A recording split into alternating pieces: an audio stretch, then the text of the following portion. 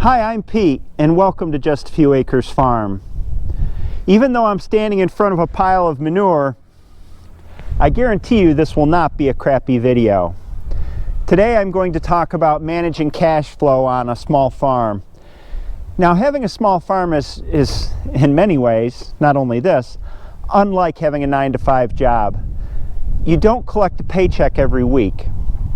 There are times when the farm's making a lot more money than you need, and times when it's making a lot less money. So if Hillary and I have a good farmer's market, it's not like the cash in the box that we come home with goes directly in our wallet, because we need to think of cash flow on an annual basis. Before I explain why I'm standing in front of this pile of manure, please subscribe to our channel.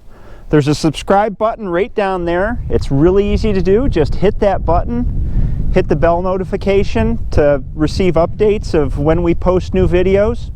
And with you, we can grow our channel. Why am I standing in front of a pile of manure to talk about farm business cash flow? Well, it's because as I was thinking about making this video, I realized that our farm is filled with banks. They're not the usual kinds of banks where you deposit and withdraw money.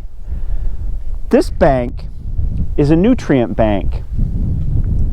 This is the manure from last winter's bedding packs. It's been composting here all summer, and when spring comes, I'll be spreading it out in the fields. Things like this are what keep our farm going, as well as the money. So let's take a walk around the farm, talk about money, and look at the different ways that we bank. Now I'm standing at another bank of nutrients. This one happens to be at the other end of the cycle. These are gravity wagons filled with grain for our chickens and pigs. They hold up to 6 tons between the two of them, and they're an investment for our future. So we'll turn the nutrients that are in these wagons, which cost us maybe this much money, into a product in our freezer which we can sell for this much money. So you see, it's a pretty safe investment. We buy feed, we add value to it via the animals that eat it, and they go out to our customers.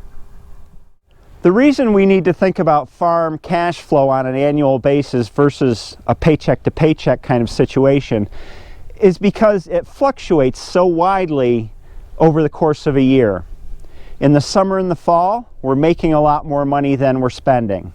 In the winter, we're spending more money than we make. Let's walk through how that works. The biggest cash outlays on the farm happen in the spring, April and May. That's when we have to buy poultry chicks, we have to load up the feed wagons, we have to invest in infrastructure because we're still in expansion mode, so there's always fences and equipment that needs to be bought. And so we're operating at a deficit for those first few months. One of the ways that we mitigate those large cash outlays in April and May is we have a meat and egg CSA where people prepay for a 6-month share that starts in June, and that way we have cash flowing into the farm in April and May, just at the time when we're investing all that money. So we move through the year. Those big outlays in spring start to come back to us as far as cash flow goes in the summer.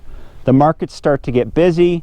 We're selling quite a bit of chicken and eggs and pork and beef, and the money starts flowing in. And someplace in that period, late June, early July, we hit the break-even mark. And so our finances go from being in the red for the growing season to being in the black. All through the rest of the summer, we're taking in more money than we're spending. And we're kind of in the time of milk and honey. At that point, our farm business banking account starts to grow. And as we move into the fall, it starts to grow more and more rapidly because our expenses are starting to go down. As our freezers fill up, there's fewer animals in the pasture, there's fewer mouths to feed. So the costs start to go down as the freezer stock goes up as we're filling up for the winter.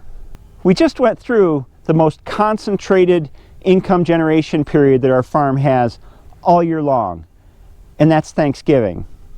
In the course of about 2 weeks, all of our turkeys go out the door and a whole lot of cash comes into the farm. And that caps that fall and summer income season. The farm starts to go into resting mode for the winter. The animal count is way down. Our markets shrink. We go from having 3 markets a week to 1 market a week. Our income goes down by about 2/3 during the months of January, February, March, and the beginning of April. When winter comes, we have to batten down the hatches. We have to be very careful about our expenses. So that farm account starts to shrink then because we're drawing off of it. We don't have a lot of money coming in from markets, and that account is shrinking as we use it to pay our living expenses. But like a squirrel storing nuts for the winter, we thought about that the summer before, didn't spend all that money as we were making it, but stocked it up for the coming lean months. Here are more farm bank accounts. This machinery represents the work that we can do on the farm. Obviously it's worth money, and that's one form of bank account, but to me it's the potential for work. That's what this machinery represents, along with more nutrients that go in the front end of the animal. Hay. Now going into winter, not only do you have to plan for your living expenses on a lean income, but you also have to budget for any winter projects that need to be done. If your farm is in growth mode, you need to have enough money to reinvest in your farm growth. So you can't take all that money that you put in the bank the previous year and spend it all down in the spring because you have stuff to buy. When you're doing your budgeting, it's important to figure out what infrastructure investments will give you the most bang for your buck. And I have an example for you. I dug out our feed bills, and early this season we bought some bagged poultry grower feed before we were using enough to fill up the gravity wagon. So I have bagged and bulk feed prices here. Bagged feed price is 21 cents a pound for us. Bulk feed price, if we get 3 tons at a time, is 16 cents a pound. That's a 24% difference. Bulk feed is much cheaper. We use about 9 to 12 tons of poultry grower in the summer, but figure 9 tons. The difference between 9 tons of bulk feed and bag feed is $900. Now we could continue buying bagged feed and pay the extra money, but what if we bought a gravity wagon, bought an old used gravity wagon that's still serviceable for $1,200, which is about the average of what we pay. That $1,200 gravity wagon will pay for itself in about 1.5 years at that $900 per year feed savings. Over 10 years, we'll save $7,800 in feed costs by going to bulk feed and gravity wagons. And that's just for one gravity wagon. We have 3. It made a huge difference, just that investment, in our farm expenses, and that all drops straight to the bottom line. Here's a bank. This big barn we had built a couple years ago. That was a major investment in our future and an ideal representation of how you need to bootstrap your farm growth by saving the profits that you make. This can create a sort of trap, because when you're starting out, you actually have to run faster in growth mode than you do when you settle down after you're done growing and you're at a sustainable income. Because you have to make money to sustain yourself, and you have to make money to pour back into the farm to build things like this so you can get bigger. Here's the banking and investment strategy that's at the core of any farm. Taking a low value thing, a little piglet, and turning it into high value meat in the freezer. This is a bank, right? Our livestock's worth a lot, but it's worth more if we take it through to the freezer and sell it to our customers. Once you've left the growth phase of your farm, and that can take 5 to 7 years as far as I've seen, then you're in the golden zone. Because remember, when you were growing your farm, you had to make more profit than you needed to live on because you needed money to reinvest in your farm.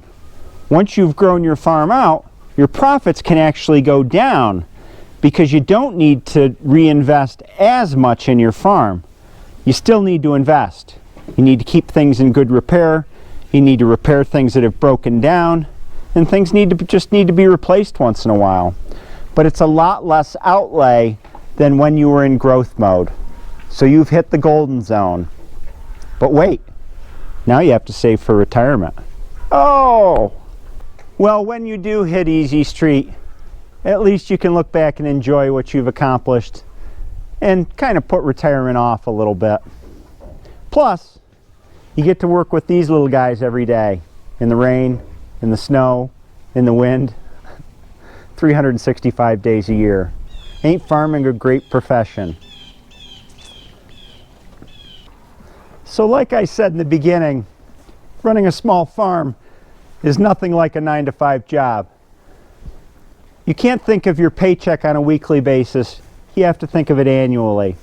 And don't spend all your money when you get home from farmer's market, because you're going to need it when the winter comes. I hope this video was informative. My email address is down in the video description. Shoot me an email if you have any questions, or comment down below, and I'll surely get right back to you. Thanks for joining me. Have a good day, and I'll see you next time.